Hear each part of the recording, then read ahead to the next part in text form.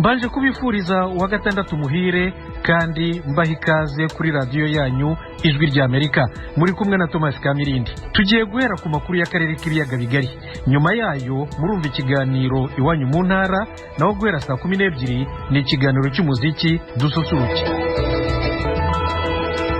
Amakuru y'ibiyaga bigari tuyahere mu Rwanda. Rwaraye rutangiye gukingira icyorezo cya COVID-19. Minisitiri w'ubuzima Muganga Daniel Ngamije ari mu bambere bikingije. Kuri iyi nkuru twumve mugenzi wacu Eric Bagira ubusa. Maze iminota 30 maze gukingirwa, ndumva ameze neza nkuko nawe mubibona, nta kibazo mfite. Mvuye hara hepfo ngera hano ku maguru ngenda. Muganga Daniel Ngamije utegeka Minisiteri y'ubuzima mu Rwanda imbere y'itangazamakuru aravuga uko yiyumva nyuma y'iminota 30 yikingije icyorezo COVID-19. N'urukingo afatiye ku bitaro bya Masaka biri mu nkengero z'umujyi wa Kigali mu karere ka Kicukiro. Ni mu gihe n'ahandi hatandukanye mu gihugu igikorwa cyo gukingira icyorezo COVID-19 cyatangiye kuri uyu wa gatanu. Minisitiri w'ubuzima yabwiye itangazamakuru ko kubafite imyumvire ko izi nkingo zaba zitizewe bitewe n'uko zakozwe mu gihe gito bakwiye kuyihindura. Nta kibazo kugeza ubu ngubu dufite. Ndashishikariza rero abanyarwanda bose kugira ngo aya mahirwe buri wese watumiwe kugira ngo abone uru rukingo yo kuyitesha, abantu bo kugendera ku bihuha. Uru ni urukingo rwemewe, rwujuje ibyangombwa, rumaze gutangwa mu bihugu byinshi. Abantu rero bo kumva amabwire cyangwa amakuru adafite ishingiro, kandi amakuru dufite nuko abenshi bari kurwitabira nta kibazo kugeza ubu ngubu. Uza kugira ikibazo ku giti cye cy'imyumvire n'iki turaza kumuganiriza, tumusobanurire, tumwereke ko uru rukingo nta kibazo. Kandi abakozi bo kwa muganga mu bitaro bitandukanye bafite izo mfashanyigisho baheraho kugira ngo bereke abantu ko urukingo rwizewe. Ku ruhande rwa leta y'u Rwanda kugeza duteguriye inkuru, Minisitiri w'ubuzima Daniel Ngamije niwe mutegetsi mukuru wari umaze kumenyekana mu bikingije icyorezo COVID-19. Aha ku bitaro bya Masaka hanikingirije uhagarariye ishami ry'umuryango w'abibumbye ryita ku buzima Madame Kasonde Mwinga na Madame Juliana Lindisi uhagarariye ishami ry'umuryango w'abibumbye ryita ku bana UNICEF. Madame Kasonde uhagarariye OMS yatangaje ko abona uyu murimo wo gukingira icyorezo COVID-19 ugenda neza uko bikwiye. One of the comments I would like to make is the protocol for the vaccination. Ati kimwe mu byo nshobora kuvuga ni mu myitegurire ku bijyanye no gukingira, ni ibintu bikorwa kimwe ku isi. Uburyo amabwiriza yanditswe ni nako hano bari kubigenza. Urabona ko bashoboye gusobanurira buri wese ku kijyanye n'icyo yakwiteze kugira ngo uwikingiza ashobore kubikora ku bushake. Bashoboye gutanga urukingo mu buryo bukwiye, barubahiriza amabwiriza asabwa uko bikwiye, birakorwa neza cyane. Do the observation that is required before the people go, so the procedure is very well done. Duteguriye inkuru ababarirwa muri 50 bari bamaze gukingirirwaho igikorwa cyatangirijwe ku rwego rw'igihugu ku bitaro bya Masaka, barimo abategetsi, abakora mu nzego z'ubuzima n'abageze mu zabukuru. Ijwi rya Amerika yavuganye na bwana Anaclet Ntwari, umunyarwanda warwaye icyorezo COVID akaza kugikira, nawe ari mu bambere bikingije icyorezo COVID-19. Yikingirije ku bitaro bya Remera Rukoma biri mu karere ka Kamonyi mu majyepfo y'u Rwanda. Ku murongo wa telefone nabanje kumubaza uko yiyumvaga mbere yo gukingirwa icyorezo COVID-19. Numvaga nyine mbishaka, numvaga nshaka gukingirwa, ariko urumva nk'umuntu nyine ibintu byakoba ntabwo kabura, kubera ko hanze nyine abantu turi muri sosiyete z'abantu bamwe na bamwe baba batabyumva. Umuturage avuga ati sinakwikingiza, ati inkingo zibonetse mu kwezi kumwe narwiteza gute, n'izindi bagiye badukingira zose ntabwo tuba tuzi ngo zamaze igihe kingana gute. Icyo rero mba nizeye ni uko ari urukingo twahawe n'inzego z'ubuyobozi kandi inzego z'ubuzima, kandi bifitiye ububasha n'ubushobozi, kandi igihugu ntabwo gishobora guha abaturage bacyo ibintu bibi. Nyuma yo guhabwa doze ya mbere y'urukingo kuri bwana Ntwari ni amashimwe akomeye. Sinjyewe wabonye ruhageze, kubera ko nk'umuntu warwaye COVID numvaga mfite ubwoba yuko nakongera kuyirwara. Najyaga nsoma mu bitabo bitandukanye kuri internet bakavuga ngo umuntu wayirwaye ngo aba afite iminota y'amezi 5, ariko nabyo nta fact 100% nari mfite yuko ari byo koko. Rero nkurikije ububabare nagize ndwaye COVID, naravugaga nti iyi ndwara yongeye ikagaruka noneho yahita inanyica, noneho wenda wasanga none isanze n'umubiri wanjye waramaze kujegera nkaba yahita intwara. Urumva nari mfite ubwoba bwinshi cyane, rero sindibonye ruhagera. Ubu ngubu ndimo gushima Imana. Ku bitaro bya Masaka hatangiye hatangirije iki gikorwa hoherejwe inkingo 700, ariko Minisiteri y'Ubuzima mu Rwanda ikavuga ko ku bitaro 45 hirya no hino mu gihugu batangiye gukingira icyorezo. Kubamara gufata urukingo rw'icyorezo COVID-19, Minisitiri w'Ubuzima asaba ko amabwiriza asanzwe yo kwirinda iki cyorezo akomeza uko bikwiye mu gihe abatuye igihugu bose batarakingirwa. Tugomba gukingira umubare munini w'abanyarwanda kugira ngo duhagarike ikwirakwizwa ry'iyi virus ngo ive ku muntu utarakingirwa ijye ku wundi. Nibyo turimo. Amabwiriza rero rwose ko kugira umuntu ukingirwa ngo afate agapfukamunwa gashyire ku ruhande no kugumya gukambara, kandi igihe kinini gisigaye abanyarwanda benshi bagakingirwa tugasubira mu buzima busanzwe. Kugeza ubu Rwanda rumaze kwakira inkingo zigera mu 400 za Pfizer na AstraZeneca. U Rwanda ruteganya ko uyu mwaka uzarangira rumaze gukingira byibura abangana na 60%. Ku isonga harebwa abakora mu nzego z'ubuzima, abapolisi bari mu mugambi wo kurwanya icyorezo, abageze mu zabukuru n'abandi. Bagira ubusa Ijwi ry'Amerika i Kigali. Ijwi ry'Amerika noneho tujye mu Burundi. Abantu barenga 3600 bo mu masite ya Sobel na Mafubo mu ntara ya Bujumbura bavuga ko babayeho nabi cyane nyuma y'imyuzure yabakuye mu byabo. Uretse ibibazo by'inzara, nta n'ivuriro bagira. Eloge Wirikaneza aratubwira inkuru irambuye. Abana harye bagwara kubera inzara, hari ukuntu bashobora kwirirwa uko bakayirara. Umwana ntazoronka uvuga agiye ku ishuri, uzina batangiye kuguyagurika batangura kuryama. Umukenyezi n'umwe mu bantu 2870 bari mu miryango 592 yo mubone imyuzure y'amazi mu mwaka ushize ikihungira hitwa Sobel ni mu Maramvya muri komine Mutimbuzi ntara ya Bujumbura mu burengero bw'u Burundi. We n'abandi bagenzi we baganira n'Ijwi ry'Amerika bamenyesha ko bageramiwe n'inzara n'ingwara. Cyukuri ntituhabaye neza kuko inzara ni nyinshi, abana barajya no ku mashuri, mugabo hari igihe usanga bigoye ukungene bajya ku ishuri bajyanye inzara, bikagora ukungene bashika bafungura bagiye no ku ishuri n'inzara. Muri site ya Sobera amazi twari tuyafite, hariho ahantu baduza ariko imoteri yaramajego, ubu turonka amazi rimwe imodoka y'igipolisi yatuzaniye. Iyo itaje turafata urugendo rurerure tukajya kuyasaba. Ubu unye ingwara ni nyinshi, bagutora iyo ngwara ukabura amafaranga kugira ngo ugure uwo muti bakwandikiye ukawubura, ugaca usangana umuntu ararembye. Malaria n'inzoka no gucibwamwo n'inzara. Ikintu rero nyamukuru kiri ngaha n'inzara. Hakubahwa n'ukuri nkambi ya Sobel ya Maramvya n'ukuri iraseserejwe n'inzara. Abana harye bagwara kubera inzara, hari ukuntu bashobora kwirirwa uko bakayirara. Umwana ntazoronka uvuga agiye ku ishuri, uzina batangiye kuguyagurika batangura kuryama, wagira ugira uko kumva arashushe, wagira ngo mujyanye kwa muganga malaria bakayibura. Uri kunyumva abantu bagatunga twavuga none ingwara nyabaki, tugaca tubona ko defo ari inzara. Iruhande ya bino bibazo uyu mugabo n'uyu mukenyezi wundi nabo kandi bemeza ko baba muri site ya Sobel bajyama nari rwose kubera ubwinshi. Cyambere kimwe hariho benshi nk'ubu batagira ico baryama, bafata ubuhema bwabo zakabarirwo bajyamika kwa abana. Winje nko mu masara mwamwe n'ikigongo kiraguteye, ntabyo tuvuga ngo turafise n'imfo tworonka ngo turatekeramo. Uwo munsi uri gihe waje nyakuba waje saa 8 y'ijoro, nukuri ibintu byose byahereye. Kwebwe icyo tubona icyokorwa nuko leta yo kwimura abene gihugu bareke kwirirwa bariko barahangayika bagiye batagira iyo baja niyo baba.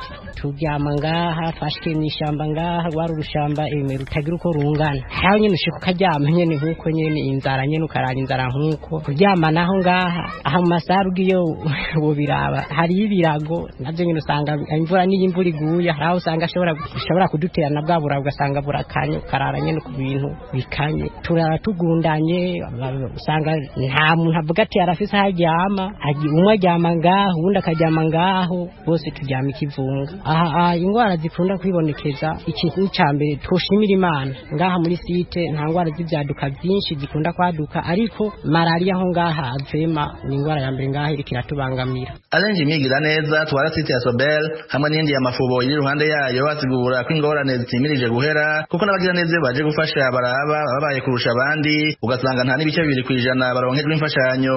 Ufatiye kuri abo bantu nababwiye igitiri cy'abantu bangana uko basanga umuntu aje gufasha nk'abantu 20 cyangwa 50 gusa, abandi ntibashikirwe ivyoroshye. Hamishira hamwe pamu naryo ryo rishobora gufasha abantu bose. Kuva dushika hano rimaze kuza ngaha kabiri, ubwa mbere n'igihe aba bantu bari bagishika ngaha hari tarike indwi z'ukwezi kwa gatanu pamu yarayisuye kugaruka ngaha itariki 23 z'ukwezi kwa 12 baje kugira akantu ko bita imisi mikuru ariko abonaho babahaye utuntu dukeya kuko batanze ibigori ibiro 27 hamwe n'ibiharage ibiro 9 n'amavuta angana n'ilitiro rimwe urumva nk'ivyo mu bantu baramaze imisi bashonje umuntu yaheruka kugaburirwa itariki 7 z'ukwezi kwa gatanu hama akabashiye ku 23 z'ukwezi kwa 12 atumuha ibyo kurya bingana uko urumva ko uyo muntu kushika kuri no saha ntacafise asanga n'ubukene bwaho bivuriza buza bwunyura ibintu ivuriro ringaha nivyo bita nka centre de soins ni urgence n'utuntu duke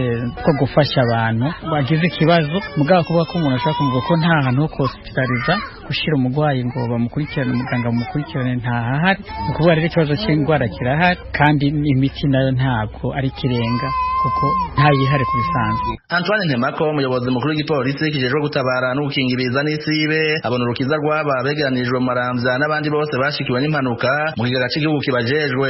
Uburyo nibwo buriho mugabo buracaruke cyane. Leta yamaze kwemeza ikigega cyo gukinga no gutabara mu gice n'isibe. Dusaba yuko leta rero ico kigega coja mu ngiro kugira ngo hajya no gutabara bonye yuko wifashije bazoza bihuta. Nimba ko umwaka wa 2021 nimba ko hazogira ikozwe cihuta. Uko umwaka utashe abantu n'imiburi ibura 500 mu Burundi barahitanwa n'ibiza birimo imyuzure hamwe n'isenyuka ry'imisozi. Eloge Urikaneza, Ijwi rya Amerika. Mukomeje kumva radio Ijwi rya Amerika ivugira Washington DC mu Kirundi n'Ikinyarwanda. Tugeze kuri wa mwanya w'ikiganiro Iwanyu mu ntara. Iwanyu mu ntara. Tuyagire mwisanzuye kwijwi rya Amerika. Ni kuva kuwa mbere gushika kuwa gatanu kuva izayindwi gushika izayindwi n'igice z'umutaga. Iwanyu mu ntara, iwanyu mu ntara, iwanyu mu ntara.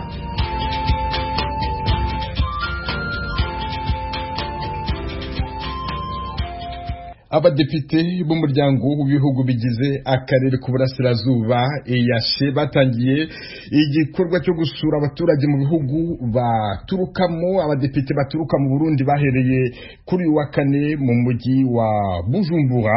Inkuru irambuye Pierre Claver Niyonkuru. Isekeza ry'iminsi indwi ryatangujwe n'abashingamateka b'umuryango wa Afrika y'ubuseruko niryo gusigurira abanyagihugu baturuka mu bihugu bitandatu bigize uwo muryango ico maze kurangura no kubabaza ko hari akarusho kaboneka barahakura nk'uko bishikirizwa n'userukira abashingamateka b'u Burundi. Jean-Marie Muhigwa yavugiye Bujumbura ko bazoshimikira ku nkingi zine. Iya mbere ni inkingi yerekeye umugambi wo gutoza amakori n'amatagisi mu ndinganizo imwe no ku rugero rumwe twita mu Gifaransa union douanière. Inkingi ya kabiri yerekeye isoko rusangi twita marché commun. Inkingi igira gatatu yerekeye ikoreshwa gifaranga rimwe union monétaire. Inkingi igira kane yerekeye ishingwa rya leta zunze ubumwe z'umuryango wa Afrika y'ubuseruko. Kazoba karyo kandi ko kurabira hamwe intambamyi zibonekeza zijanye n'ishirwa mu ngiro y'imigabo n'imigambi y'umuryango wa Afrika y'ubuseruko, cyane cyane ibikomoka ku nkingi zibiri za mbere arizo uyu mugambi wo gutoreza amakori n'amatagisi mu ndinganizo imwe no ku rugero rumwe n'inkigira kabiri yerekeye isoko rusange. Ubwo butumwa ni nabwo buzotangwa na bagenzi we mu Rwanda, muri Tanzania, muri Kenya, mu Buganda no muri Sudani y'Epfo, ibihugu bigize uwo muryango. Bitegekanijwe ko bazohura n'imigwi itandukanye y'abaserukira inzego za leta, abikorera utwabo, amashami yigenga n'abandi bahinga bafise intererano mu buzima bw'igihugu.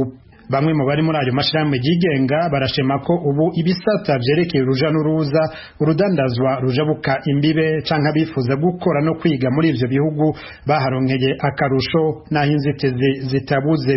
Ico bikoze abo basanga hakiragahaze mu vyerekeye umwumvikano hagati y'ibihugu bigize uwo muryango. Gerard Hakizimana atwara ishamwe Foricon F rigwanya ibiturire na kamwana wa mama mu Burundi kuri mikro y'Ijwi rya Amerika. Nube umuryango uhuza ibihugu ushimbira amahoro n'umutekano y'ibihugu, ntihagire uva mu kindi gihugu agiye gutera ikindi gihugu. Byagiraga ibihugu byagirizanya nko mu Burundi byarabaye, murazi ko hari igitero cyane mu ntara y'Ibitoki mu kibira, mbere natwe rw'amashami yigenga tugira ico tukivuze ko byaboneka ko neza by'ukuri abateye baje bava mu Rwanda kandi atako byategerezwa. Uwo muryango by'ukuri afite akamaro ariko kandi niwicarira ibibazo bimwe bimwe, ibibazo byo kutumvikana hagati y'ibihugu, ibibazo byo kutavugana hagati y'ibihugu, eka bihagarare, kuko turabona ko u Rwanda n'Ubuganda ntibahuza, Burundi mugabo turabona ko umunsi by'ukuri ibyo biriko biraza.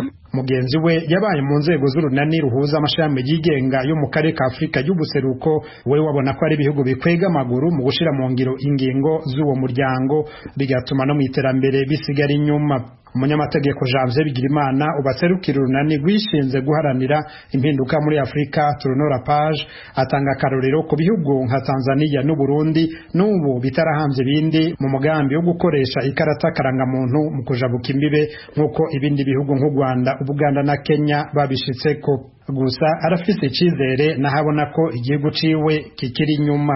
Aho dufatira nko kuba baheranye amafaranga menshi cyane, biboneka ko leta idafise gushaka kwifadikanya gukwiye n'ibindi bihugu bigize uwo muryango. Uturusho novuga ni nk'iki kino sentare, ni sentare abarundi bariko baramenyera kuza baritura, mugabe ikibazo nyamukuru mbega imanza zaciwe n'iyo sentare ziraheze zigakurikizwa na leta y'u Burundi mu gihe idafise gushaka. Uwo muryango wari wafashije abarundi mu kugerageza gutora umuti ku bijanye n'amatati yabaye kuva 2015, mugabo naho nyene kubera kudashaka kwa leta byatumye ivyari byakozwe n'umuhuza n'umufasha bidashobora gushika ku kintu gifadika. Ikindi naco twarabonye ko ari gihe ibidandatwa bimwe bimwe bivuye mu bihugu bibanyi byo mu muryango bitashobora kwinjira mu Burundi canke ngo bisohoke, bigatuma hariho uturusho abarundi bari kwaronkera bahiza bagahatakariza. Umuryango wa Afrika y'ubuseruko wiyemeje ko mu kwezi kw'indwi uyu mwaka uzotangura kugerageza umugambi wo gukoresha ifaranga rimwe. Uwo muryango umaze imyaka 22 ushinzwe, Uburundi n'u Rwanda byawinjiyemo mu mwaka w'2007. Igihugu ca Republika Iharanira Demokarasi ya Kongo carasavye kwinjira. Inama iheruka y'abakuru b'ibihugu bigize uwo muryango bemeje ko atagihindutse ico gihugu kizohabwa ikaze mu mwaka uza w'2022. Pierre Claver Nkuru, Kigali, ku bw'ijwi ry'Amerika. Mukomeje kumva ijwi ry'Amerika ivugira Washington DC mu Kirundi n'Ikinyarwanda. Muri Republika ya Demokarasi ya Kongo, impunzi ziri mu nkambi y'agateganyo ya Murungwe zirasaba guhabwa isoko mu nkambi zari zirisanganywe, ariko komisiyo y'igihugu ishinzwe impunzi iherutse kurifunga. Iyo komisiyo yifuza ko impunzi zikoresha isoko rizihuza n'abaturage b'abakongomani. Iyo nkambi ya Murungwe irimo impunzi zirenga 8,000. Bamwe muri zo baganiriye n'umunyamakuru w'ijwi ry'Amerika Vedaste Ngabo kuri icyo kibazo cy'isoko. Dufise iboroke ya 25, uvuye kuri iyo boroke ya 25 uhagana amasaha 5. Uvuye gucingero rero kugira ugere mu isoko batugeneye usubira ugera muhani buri mu masaha 4 y'ijoro. Abagize umutekano w'abatonze bamaze gufata mu iryo joro nyuma yo kubitwa inkoni, tugasaba yuko rebo duheza agasoko hagufi gatoyi ka buri munsi, umunsi wagene n'amategeko tugasimba muri ya soko nkuru kumutaga habona uso tugora kadusora uso akatumpa gasora nugenda gusoma genda gusoma kibikanye. Nivyo twasaba ngaha muri nkambi ya Muro. Aho basanga turemeriye epfo uduso utomate badusanzaza duso bagatungura basama duhaje atwani ngaha mu nkambi barabisanzaza, ndetse inkoni zihu gupfungwa kuriko kuva mu gasurazi ntuva yuko muri Kongo ayo gucigenga hagati yaho reka ngombwa yuko nkadufasha kabisa aho gasoko ka Muro kani mugoroba kakaboneka. Ikibazo cy'isoko kwa dufisa kasoko karemera iboroke ya 14, ako kasoko kadufasha gose. Haro nk'abantu bo 24, ako kantu kari hagati na hagati kuko kari 14, cawumva yuko ugabuyemo kabiri kari hagati. Ariko hasohotse itegeko ry'uko ari kugafuta kababembe bidoga kwera ku kasoko ngo basezeranye yuko atakato kazigera kaba mu ikambi. Rero ugacira umuntu avuye 24 agacamanuka niyo mu kibembe. Ni ikintu kitoroshe cyane. Ako kasoko rero twekara tubabaje cyane kuko niho twakura umunyo, agasabune, utuvuta. Rero nk'amavuta y'ijana batugenda kuyagura mu kibembe kwani tike igendwa ku 1500 uvuye 24. Namwe mumva ko ikibazo kitoroshe. Murasaba twico dusaba rero nuka ku gasoko bogasubiza aho hantu kugira ngo abantu twese tworoherwe, ata muntu acotse na cyane cyane yuko impunzi muzi yuko ahantu hari ibihumbi birenga 8 ugashavuga ko atakasoko bogira cyo nange cyumve kumva nagahohotero byiza dusaba yuko kogaruka aho hantu tukoroherwa. Twebwe ikibazo cy'isoko kiratugoye cyane kuvuga uri kuraraba rero nk'abantu baba mu bloke ya 24 23 kumanuka aho gasoko kaba kari hagati na hagati y'inkambi kuvuga uravye iyo bava nk'abo baba muri 24 23 kumanuka ku munyu wizana cyangwa amavuta yizana hariya mu kibembe ni bimwe cyane usanga ni ingo biriko biravanisa ni ingo bivanye n'amasaha umudamu asikira muhira abo ugasanga arika atabitora neza bivanye n'iyazahogorera umunyu hama cyo twasaba kwa gasoko bagasubizaho kubera turabona umenga na rusenda harimo kasoko hagati none twebwe gutanu hari ibihumbi 8 birenga gutaga kasoko ko bura hagati mubona ari iki kibagora cyane kubera mudafite isoko ikitugora cyane kuvuga nk'umunyu biratugora cyane amavuta biratugora cyane eka utuboga sanke ibiharage ibintu bene ivyo karorero jewe kuva ko bakugariye narafasha kanya ndamanuka kwiriya soko yepfo kudandaza kwiriya soko yepfo nkagenda nkadandaza mu bisanzwe ugasanga kugeza saa moya canke 12:40 isoko yepfo iracarema rero kubera mba nk'akaroro mu bloke ya njemba mu bloke ya 17 hagera gutaha narabikije nk'akaroro narabikije ibintu byasigaye nari nagiye kudandaza maze kubibika bukeye nasanze babinyije ivyo onyi byarambabaje cyane ikindi naco nko kuri twebwe abadandaza ko je nari umuntu sanzwe nidandariza utuntu ngaha anyi kwa kasoko akabugaye wasanga kumanuka hari yepfo ntwaye ibintu nsubira inyuma ndavyikoreye guhera saa moya wasanga ndiko ndashika muhira mu masaha 3 rero ugaca usanga biriko birangirira ingaruka mbi ku bintu mba ndiko ndadandaza. Rero twebwe ico twosaba nuko aka kasoko kagaruka kuko abantu benshi tugenda guca ingero iyo za Mukinja aho bita Karongwe umuntu agasanga avuye guca ingero ukagodoka saa 8 ugatushika mu ikambi 12 eskizo 12 umuntu guca manuka mu kibembe arenganya ayo mabroke wumva angana uko kugira shike hepfo y'iboroke ya mbere imva isoko bayamaze kuremura kuko itarenza 12 remera hanze y'ikambi. Rero twosaba yuko ako kansoko kogaruka kugira wa muntu avuye guca ingero nabujya ko pamu izana irasi yitevye wa muntu yoroherwe afise igihumbi aronkagurira amavuta hafi aronkagurira uduconga hafi udutomate dutore ibintu mwene ivyo. Rero twosaba kabisa ko botworohereza bakatugirira ibishoboka kakasoko kakagaruka byihuse. Mu gihe abari mu nkambi ya Murungwe muri Republika ya Demokarasi ya Kongo bifuza kubona isoko bahahiramo, abarundi bahungiye mu nkambi ya Nduta muri Tanzania bo ntibakigira aho bahinga. Kuri wa kane abayobozi b'inkambi biriwe barandura ibyo bahinze bakavuga ko bikorwa ku mpamvu z'umutekano. Bamwe muri zo mpunzi baganiriye na James Jovine. Turavye ingaruka yavyo ubu kweli twatwikora ku kigori muri ndibuzo twama twikora ku kigori abona buno bufuma n'ubushaduye ukuntu babuduhaye kuno bungana bikombe bitatu ejo bikombe bitatu bya kumazi ukwezi kunganiki. Rero bamaze kugenda uko twe twarabirabye ni ibihano nyene byateganyijwe ku mpunzi. Cya kabiri egipte turavyumva yuko abateye ari nabi byajemwe ibintu byo kwanka kugirane gusa twebwe benshi twarabyumviye kuko ngaha burya mbahabaye ubwami ahandi haje vuba nahora nyene ndahano nisanzuye mugaba kuri ivyo byose nta kintu nakimwe tukifasha nitugiye inyuma y'inkambi ngo tugende gukorera ako gafaranga nk'abandi kubera tuhava tumererwa nabi si cya giti yenda tugenda gusenya dusange batadufatiye inyuma y'inkambi. Rero twiko turisoza twitahira musanzwe turisoza tutaha mugani benshi no gutatagira iyo tuba tutagira iyo tugenda mamuni yihe turaba byose ni miruha uko tuzopfisha abana bangahe ngaha tutogenda kubarimira hariya twenge turimira ikibara abantu n'iyo tubarondera ibyo kurya abana bacu. Ego twarababyaye mugabo bazodupfira nabi kubera impamvu ni yihe ntanga tugiharu ubu nabuze mu giharu ubu udufashwe mengane ngo twaracitse amaboko ngo niturimo tenye dusaba ati nimba ari kutunguruza nimba ari kutubwata itahi wanyu nitukibashaka ubuzima burase kweri bumwe kwayingira nitahire ko nararebye byose nta gusenya nta kugirana inyuma y'inkambi harababa ende kutumutwe nyene hama nta na hamwe tuzoshikira mugabo twashimye mawe byo badufashije byose batugeze umenga baduhaze. Kindi kibazo naco ngaha urabona ingezo ngaha n'ingine barigeze kuduha n'agaceri